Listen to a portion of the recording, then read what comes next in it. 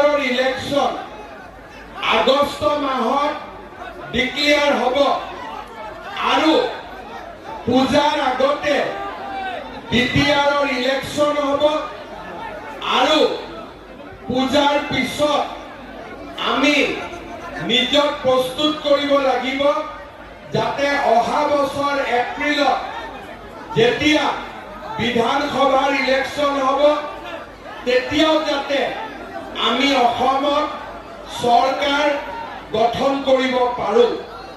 শ্ৰদ্ধা ৰাইজ, ৰাজ্যৰ বিধানসভা ইলেকশ্যনৰ আগতে বিটিআৰৰ ইলেকশ্যন অনুষ্ঠিত হ'ব। সেইকাৰণে এই বিটিআৰৰ ইলেকশ্যন কেৱল মাত্ৰ বিটিআৰৰ কাৰণেও নহয়, আমাৰ অসমৰ হয়তো মুখ্যমন্ত্ৰী মানুহ ক'লে ছাতি এটাও আহি যাব, কিন্তু মই এটাই কথা বুজো যে আপোনালোক আমি ৰ'দ হ'ব বৰষুণ হ'ব কোনো কথা নাই, বিজেপিক জিকাছে, বিজেপিক জিকাম আৰু বিজেপিক জিকোৱাৰ পিছত আমি ৰেষ্ট ল'ম। হবে পাক্কা হ'ব, পুৰা জিকিব বিজেপি 100%। কেণ্ডিডেটলৈ কাজিয়া হ'ব নেকি? কেণ্ডিডেটলৈ কাজিয়া হ'ব নেকি? আমি জাতি জিকিব, পাক্কা জিকিব। মোৰ লগত ক'ব ভাৰত মাতা কি, ভাৰত মাতা কি, নৰেন্দ্ৰ মোদী, নৰেন্দ্ৰ মোদী, জেপি নাড্ডা, অমিত শ্বাহ, ফকীৰাগামৰ যুৱ বাহিনী, ফকীৰাগামৰ যুৱ বাহিনী, ফকীৰাগামৰ কাৰ্যকৰ্তা, ফকীৰাগামৰ কাৰ্যকৰ্তা, বন্দে বন্দে।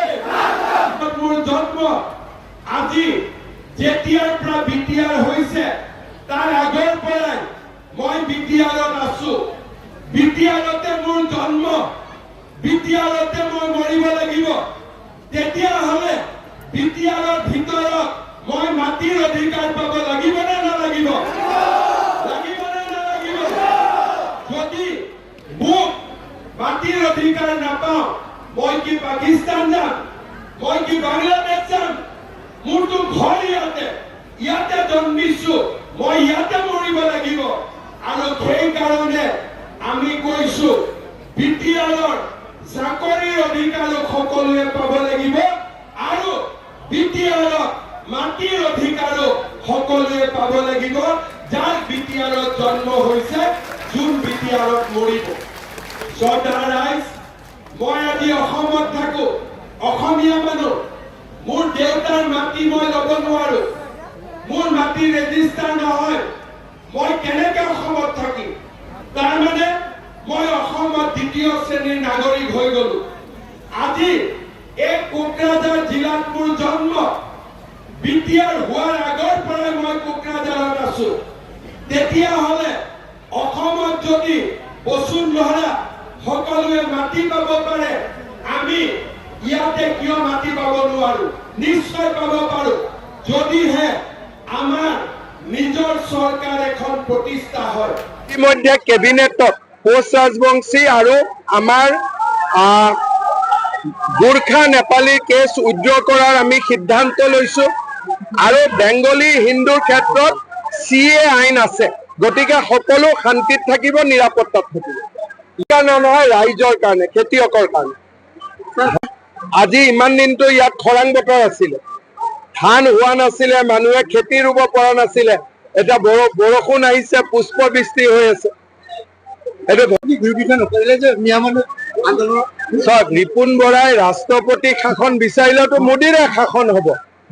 গতিকে ৰিপুণ বৰাই এইবিলাকৰ টেনশ্যনত পৰিব নালাগে, তেওঁ য'ত আছে আৰামত থাকক। का बाद ही पता चलेगा कौन कितना सीट मिले। मैं जहां में भी गया हूँ, लोगों का बहुत ज्यादा उत्साह है और मेरा लगता है इस बार बीजेपी बहुत अच्छा परिणाम लेके आएगा। बीजेपी एबार धान हबने নহব চিন্তাত আছিলে। এতিয়া বিটিআৰত বৰষুণ আহিছে, মানে ভগৱানে পুষ্পবৃষ্টি কৰিছে সেইকাৰণে বৰষুণ অহাটো ভাল চিন বুলি মই ভাবিছো